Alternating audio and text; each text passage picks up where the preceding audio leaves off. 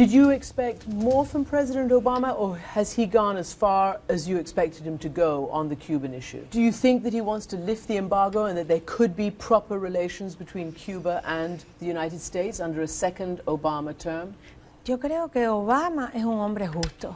I believe that Obama is a fair man, and Obama needs greater support to be able to take this decision. If Obama counted on the full support of the American people, then we could normalize our relationships. We could have better relations than what we had under President Carter. Do you want Obama to win the next election? Como ciudadana del mundo. As a citizen of the world, I would like him to win. Seeing the candidates, I prefer Obama. Give us just your initial impression of her. What was she like? Well, Carol, she is obviously very frank, and let's be absolutely frank as well. Mariela Castro was granted a visa to come to the United States by the State Department, specifically in her role as leader of gay rights and gay activism in Cuba. So she went to a conference in San Francisco, she came here to New York, and she was speaking all about that. And I've questioned her quite deeply about that. But of course, within that context, I questioned her about civil rights, political rights in her own country, in Cuba.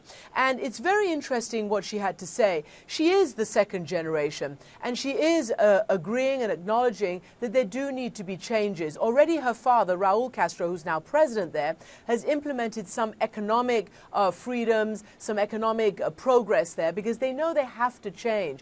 But of course, everything that the Castros say is reflected through the lens of the 50-year embargo. So when you ask about this or that or opening up, it's always about, well, you know, we want to, we're trying, we're moving, but we're under this 50-year embargo from the United States, and that makes it much slower. That's their reasoning. As you know, Christian, Republicans and conservatives aren't so happy that the Obama administration let Ms. Castro into the country simply because of human rights abuses taking place in Cuba still, and of course her dad's a dictator.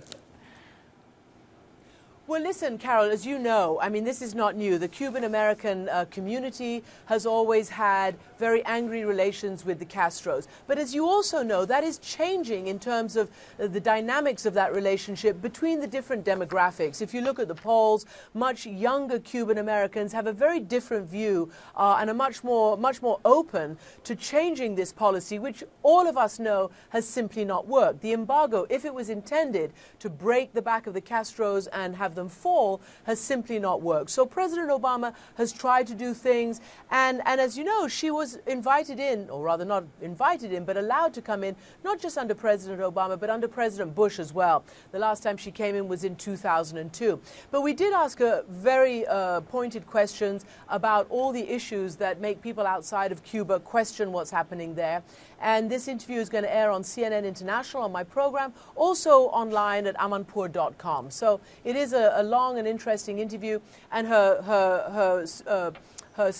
what she said about President Obama was reflected from the fact that she admires what President Obama has done for the gay community in this country, particularly his latest statement supporting gay marriage. Okay, so I'm going to a final question. So should President Obama be happy about her endorsement? You know, I'm sure a lot of people in the political sphere will make a big deal about this, but the fact of the matter is that she is sort of talking about what most people would like to see happen in Cuba. Whether or not it happens, we'll wait to see, but about change. And I think that is an interesting area to explore.